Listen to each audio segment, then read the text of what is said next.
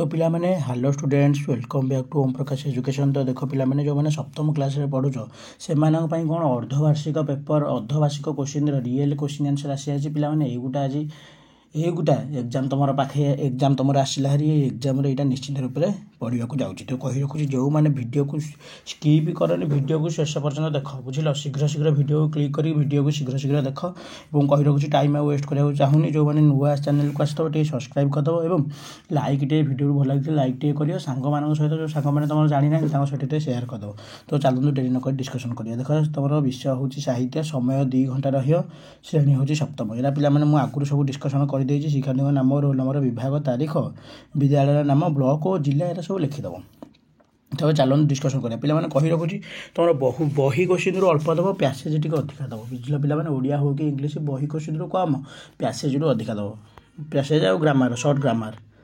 तो चलते देख देरी नक डिस्कसन करें। प्रथम देख 1 मार्किया 5टा गोटे पैसेज पढ़ी अनुच्छेद उत्तर देवा।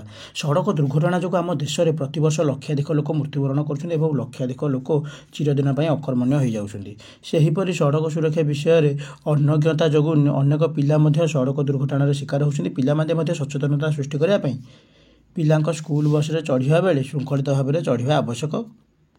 तो पिला सचेतनता सृष्टि करने पिला स्कूल बस में चढ़ा बेले धाड़ी में श्रृंखलित भाव में चढ़े चली चली जाऊा बेले पाद चला व्यवहार करें रात्रकालीन पाद चला माने कौन जेब्रा क्रॉसिंग रात्रकालीन ना एपट एपट को होते जो जेब्रा क्रॉसिंग हेल्ले पाद चला मैंने 2 पटे जो लाइन पड़ता है रात्रकालीन धला धला लाइन रात्रकालीन साइकेल चलाला बेले प्रतिफलक पट्टी लगाया 2 पटे कौन रिफ्लेक्टर लगाया बुझिपारे। तो आम देश में प्रतिवर्ष कहीं लोक लक्षाधिक लोक मृत्युवरण होती चिरदिन आक्रमण होती करेक्ट आंसर कौन हो सड़क दुर्घटना जो कौन सड़क दुर्घटना जो सड़क दुर्घटना जो देख ये लिखाई जो गार मार्च नाली गार सड़क दुर्घटना जो अनेक पिला सड़क दुर्घटना शिकार होवार कारण कौन कारण सड़क दुर्घटना विषय अज्ञानता जो ज्ञान ना अज्ञानता जो सड़क दुर्घटना विषय अज्ञानता जो अनेक पिला सड़क दुर्घटना शिकार होती अज्ञानता कौन अज्ञानता। तापर पिला माने दुर्घटना शिकार नहवा कौन पे नहवा उचित पिला माने दुर्घटना शिकार नहवा कौन करा उचित सचेतनता सृष्टि करा उचित। साइकेल गाड़ी में चलला बेले स्कूल बस में चढ़ला बेले धाड़ी बाड़ी चढ़ा उचित सचेतनता सहित चढ़ा उचित रास्तार पद चला व्यवहार करा उचित। चल चली जाऊा बेले दुर्घटना शिकार नहवा कौन करा पद चला व्यवहार करा पद चला पाद चला व्यवहार करा बुझिपारे। तो पे नेक्स्ट क्वेश्चन देखिदा घ नंबर जाए 4टा सैला खाली 1 नंबरटा क्वेश्चन अच्छी।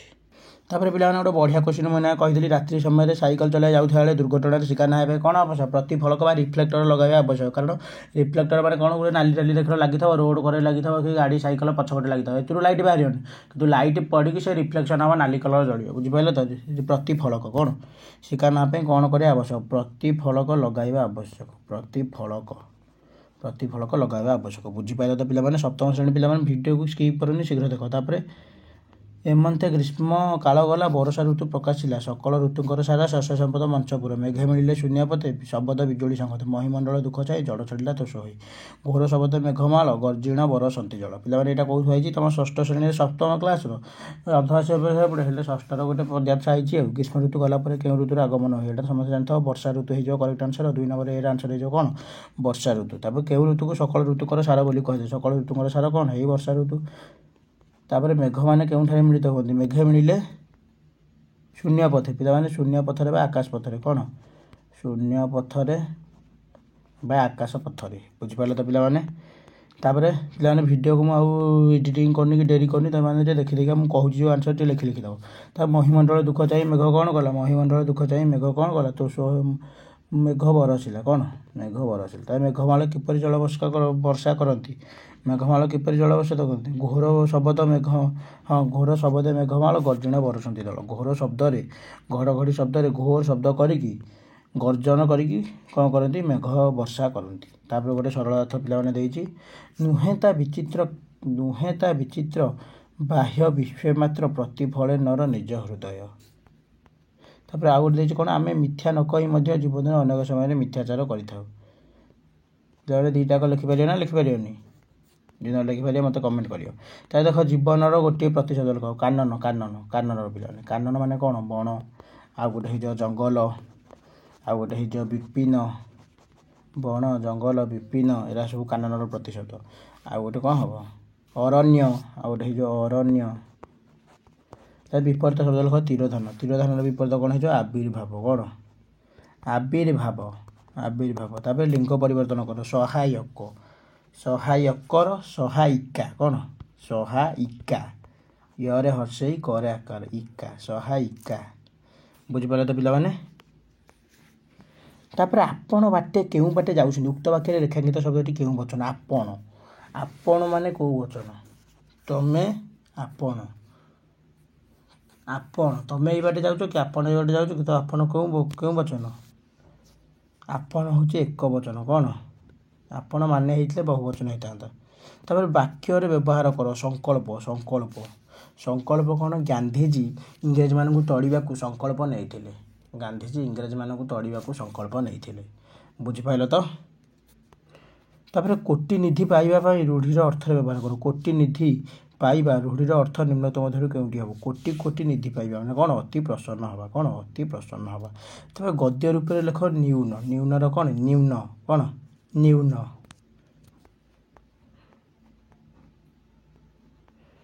ତାପରେ ପିଲାମାନେ ନିମ୍ନଲିଖିତ ପ୍ରସଙ୍ଗରୁ 70-80 ଶବ୍ଦ ଭିତରେ ଗୋଟିଏ ରଚନାଟିଏ ଲେଖିବ।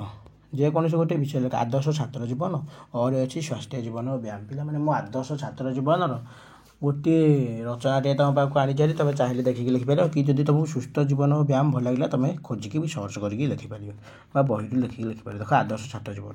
ପ୍ରାଚୀନ କାଳରେ ଗୁରୁ ଗୃହରେ ରହି ଉଚ୍ଚ ବିଧାନ କରିବା। ଦେଖ ଟିକେ ସ୍କ୍ରିନଶଟ୍ ଟିକେ ମାରିଦିଅ ପିଲାମାନେ। ଗୋଟେ ଜୁମ୍ କରୁଛି ପିଲାମାନେ, ପିଡ଼ିଏଫ୍ଟା ଟିକେ ଭଲ କ୍ଲିଅର୍ ଆସିନି, ତଥାପି ଟିକେ ତୁମେ ଜୁମ୍ କରିକି ଦେଖିଦିଅ। ପ୍ରାଚୀନ କାଳରେ ଟିକେ ବିଦ୍ୟା ଭିତରେ ପଢ଼ି ଦେଉଛି। ପ୍ରାଚୀନ କାଳରେ ଛାତ୍ର ଓ ଗୁରୁ ଗୃହରେ ରହି ବିଦ୍ୟା ଅଧ୍ୟୟନ କରୁଥିଲେ। ତ୍ୟାଗ, ଶୃଙ୍ଖଳା, ଗୁରୁଭକ୍ତି, ସତ୍ୟନିଷ୍ଠା ଓ କର୍ତ୍ତବ୍ୟ ପରାୟଣତା ଥିଲା ଛାତ୍ର ଜୀବନର ମୂଳଧର। ବାଲ୍ୟ ଅବସ୍ଥାରେ ପିଲାମାନଙ୍କୁ ନେଇ ପିତାମାତାଙ୍କ ଗୁରୁଙ୍କ ଆଶ୍ରମରେ ଛାଡ଼ି ଆସିଥିଲେ। ପିତାମାତା ଗୁରୁଙ୍କ ଆଶ୍ରମରେ ଗୁରୁ ଗୃହରେ ପ୍ରଥମେ ଉପନୟନ ସଂସ୍କାର କରାଯାଉଥିଲା। ଏହା ଶେଷ ହେବା ପରେ ପିଲାଟି ବ୍ରହ୍ମଚାରୀ ହୋଇ ଯଜ୍ଞ ପପିତ ଧାରଣ କରୁଥିଲା। ଏହା ଥିଲା ଛାତ୍ରର ଦ୍ୱିତୀୟ ଜନ୍ମ, ତେଣୁ ତାକୁ ଦ୍ୱିଜ କୁହାଯାଉଥିଲା। ଗୁରୁ ଗୃହରେ ଅଧ୍ୟୟନ ଥିଲା ସେମାନଙ୍କର ତପସ୍ୟା। ଗୁରୁ ଆଶ୍ରମରେ ରହି ବ୍ରହ୍ମଚର୍ଯ୍ୟ ବ୍ରତ ପାଳନ କରୁଥିବା ସମୟରେ ନୀତି ନିୟମ ଶୃଙ୍ଖଳା ରଖିବାକୁ ପଡ଼ୁଥିଲା। ସେ ସମୟରେ ଛାତ୍ର ମୁଣ୍ଡରେ ତେଲ ଲଗାଇ ନଥିଲା। ଯେଉଁଦିନ ସ୍ନାତକ ହେଉଥିଲା ସେହିଦିନ ଗୁରୁ ପତ୍ନୀ ତାକୁ ବାସନା ତେଲ ଲଗାଇ ମୁଣ୍ଡ କୁଣ୍ଡାଇ ଭଲ ଲୁଗା ପିନ୍ଧାଇ ଦେଇଥିଲେ। ସ୍ୱତନ୍ତ୍ର ସଂଯମ, ଶୃଙ୍ଖଳା ଓ ତପସ୍ୱୀ ଭାବେ ସେ ଜୀବନଯାପନ କରୁଥିଲା। ଗୁରୁ ଆଜ୍ଞା ଥିଲା ତାର ଶିରୋଧାର୍ଯ୍ୟ। ଆଶ୍ରମରେ ଯଜ୍ଞାନୁଷ୍ଠାନ ସହିତ ତ୍ରିକାଳରେ ସନ୍ଧ୍ୟା କରି ମଧ୍ୟକୁ ଶୁଦ୍ଧ ଓ ପବିତ୍ର କରୁଥିଲା। କୃଷି, ଗୋଚାରଣ, ବନଭ୍ରମଣ, ଯଜ୍ଞ କାର୍ଯ୍ୟ ଆଦି ସମ୍ପନ୍ନ ଅଧ୍ୟୟନ ଇତ୍ୟାଦି ସେ କରୁଥିଲା। ତ ପିଲାମାନେ ବୁଝିପାରିଲେ ତ? ଆଉ ଯାହା ଅଛି ତ ପିଲାମାନେ ପଢ଼ିକି ସ୍କ୍ରିନଶଟ୍ ମାରିକି ନେଇଯା, ଲେଖିଦେବ, ନହେଲେ ଦେଖିଦେଇକା ଲେଖିଦିଅ। ତ ଭିଡ଼ିଓଟି ଶେଷ ପର୍ଯ୍ୟନ୍ତ ଦେଖିଥିବାରୁ ଅଶେଷ ଧନ୍ୟବାଦ। ଆଶା କରେ ଭିଡ଼ିଓଟି ସମସ୍ତେ ଦେଖିବ। ଯେଉଁମାନେ ନ ଦେଖିବେ ସାଙ୍ଗ ଅଛନ୍ତି ତାଙ୍କ ପାଖକୁ ସେୟାର କରିଦିଅ। ବୁଝିପାରିଲେ ତ ପିଲାମାନେ? ଦେଖ ସପ୍ତମ ଶ୍ରେଣୀର ଅର୍ଦ୍ଧବାର୍ଷିକ ପରୀକ୍ଷା।